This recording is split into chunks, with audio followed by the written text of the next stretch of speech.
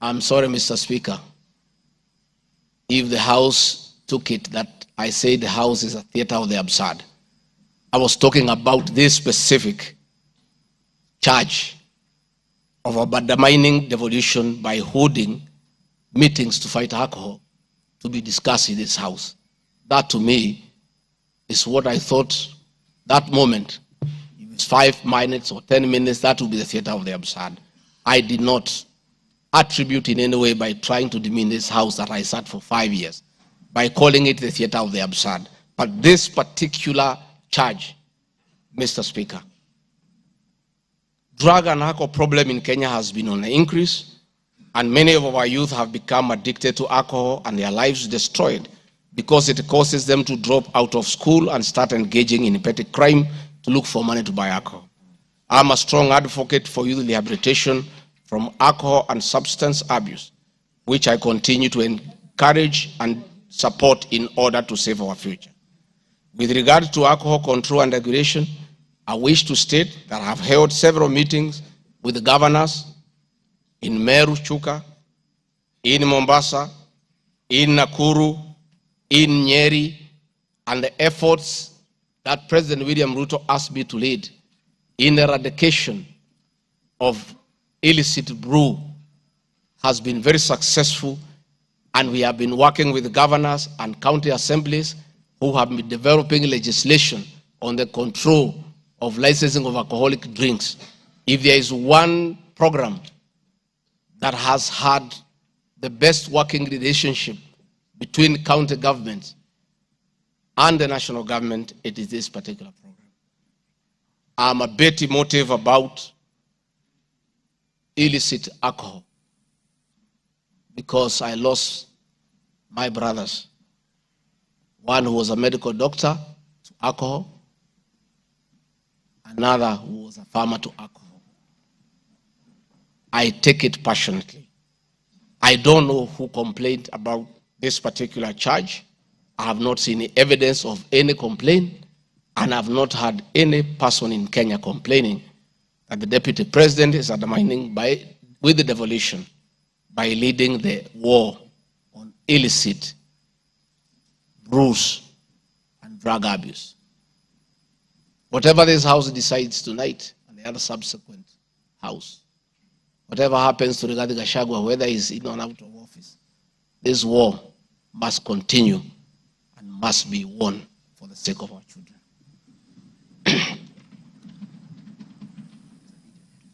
I want us to watch video number 4, RG4. Leaders, those of us who have been elected, Madam Waiguru, Governor Kahiga, Badirisha, Kangata, Wamatangi, what shall we tell our people? Where are we?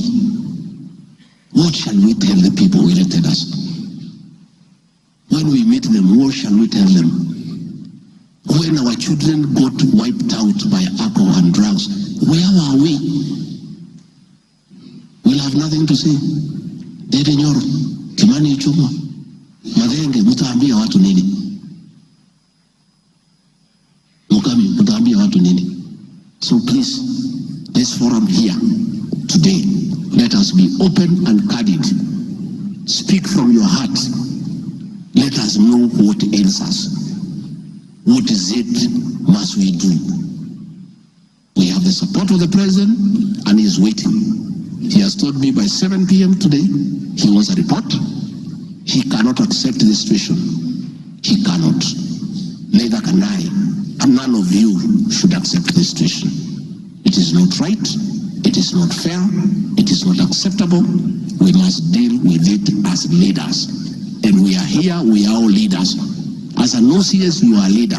That's why you have been given that responsibility. As an ACC, you are a leader. County Commissioner, wewe ni kiongozi. DCIO, wewe ni kiongozi. Sisi ni viongozi. Na juu ya hayo, sisi ni wazazi. Tafadhalini, tukubaliane, tutafute suluhisho. Na tukipata, tuende tufanye kazi. It is possible. It is doable. It is something that we can do.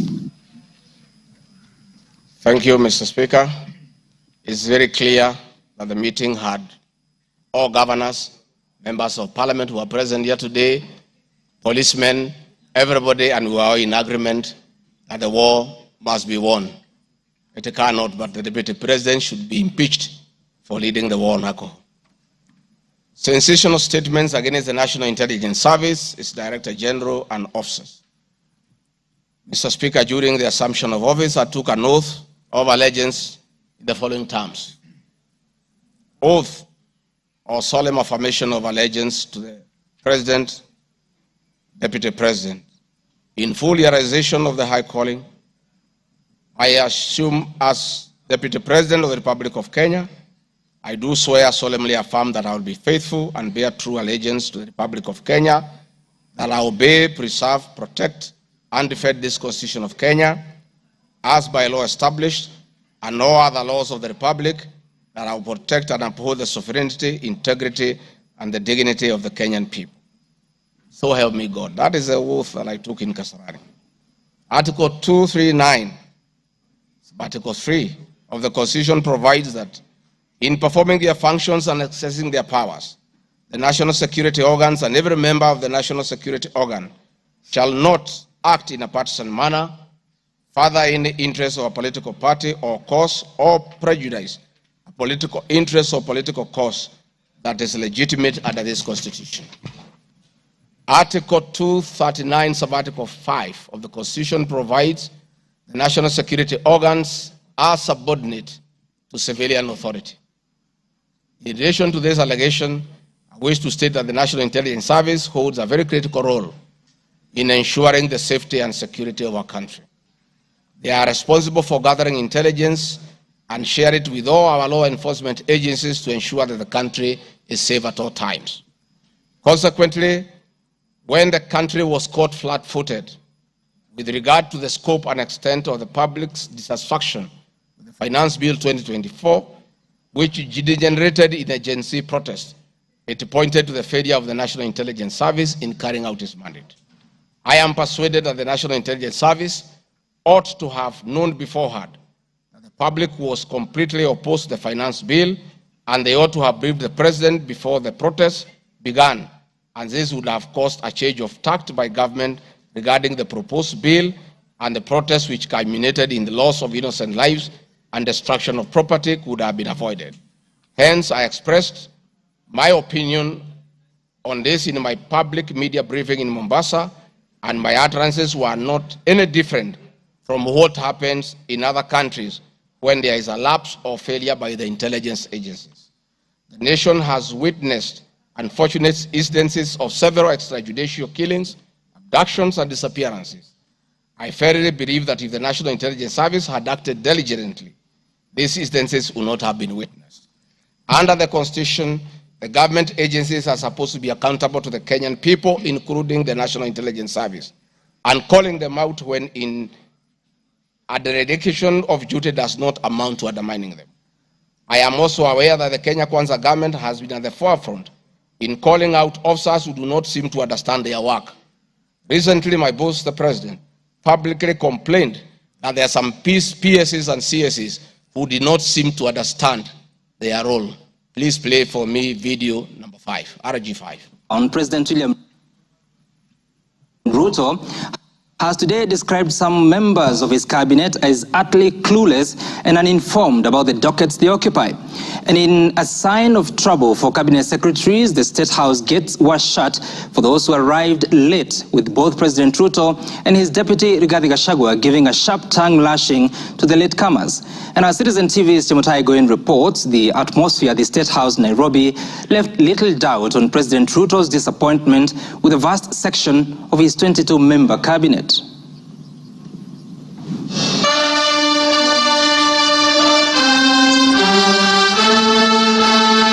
A cold morning in Nairobi, but the seats on the State House grounds came ultra-heated, particularly for cabinet secretaries.